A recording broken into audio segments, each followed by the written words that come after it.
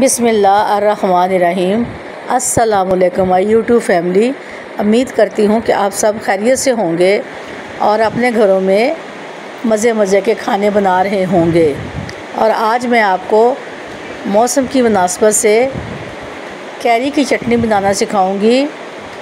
ये जो कच्चे आम होते हैं और इसको पंजाब में हम लोग अंबिया भी कहते हैं। तो आपने कैरी की चटनी तैयार करनी है मेरे तरीके से।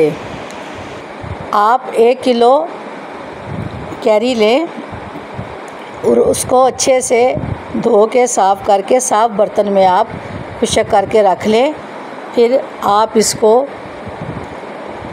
साफ़ करने के बाद छुरी से इसका छिलका उतारना शुरू कर दें और इसका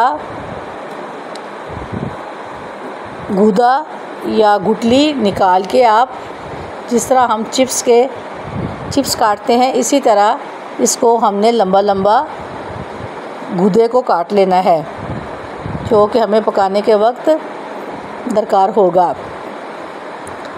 आपसे दरख्वास्त है कि आप इसको ज़रूर बनाइएगा। ये बहुत मज़े की चटनी बनती है और स्पेशली सावन के महीने में ये बहुत अच्छी लगती है।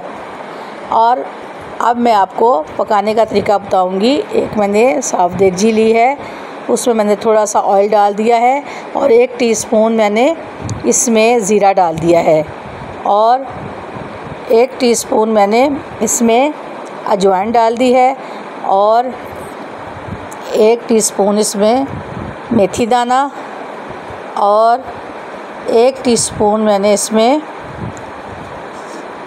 सौंफ डाल दी है। इसमें हमने कलौंजी भी डालनी है, वो ज़रा मैं आखिर में डाल दूँगी। तो अब आप इसको अच्छे से तड़के वाली तरीके से तैयार करें। और जो हमने ये कैरी की काशें काटी हैं वो भी हम इसमें डाल देंगे और इसको अच्छे से ऑयल में पकाएंगे।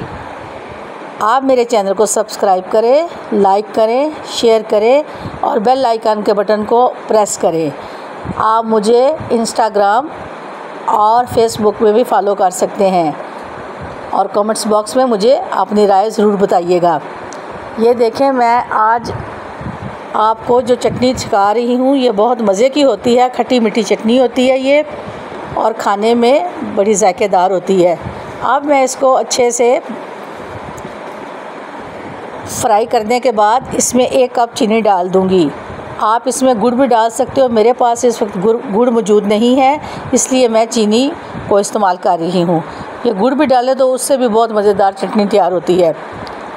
अब मैं इस चीनी को कैरी में पकाऊंगी और 1 गिलास पानी मैं इसमें डाल दूंगी ताकि ये अच्छे से गल जाए और चीनी भी इसमें अच्छे से मिक्स हो जाए। ये देखें, मैंने 1 गिलास पानी कैरी में डाल दिया है और अब मैं इसको नरम करने के लिए फ्लेम ऑन कर दिया हुआ है मैंने और इसको मैं इसमें अच्छे से पकाऊंगी। अब मैंने 1 टीस्पून सुरख मिर्च, 1 टीस्पून चाट मसाला लिया है। क्योंकि इसमें रेड कलर डालते हैं तो मैं रेड कलर नहीं डालती, मैं सुरख मिर्च डाल देती हूँ जिससे इसका कलर बहुत अच्छा हो जाता है और ये बिल्कुल फूड कलर की तरह रेड हो जाता है। अब मैं इसमें अच्छे से इसको पकाऊंगी ताकि ये हमारी कैरी अच्छे से गल जाए। और आपने 1 टीस्पून नमक भी डालना है और ताकि ये खट्टी मीठी चटनी इसी से होती है कि इसमें मीठा भी होता है और थोड़ा सा नमक भी होता है और कैरी तो वैसे ही खट्टी होती है। तो इसको जायकेदार बनाने के लिए चीज़ें दरकार होती हैं। आपने इसको अच्छे तरीके से तैयार करना है। ये देखें, मेरे तरीके से आपने इसको देखना है और तैयार करना। अब ये हमारी चटनी तैयार हो चुकी है और मैं इसको सर्व कर रही हूँ। आप दोपहर के वक़्त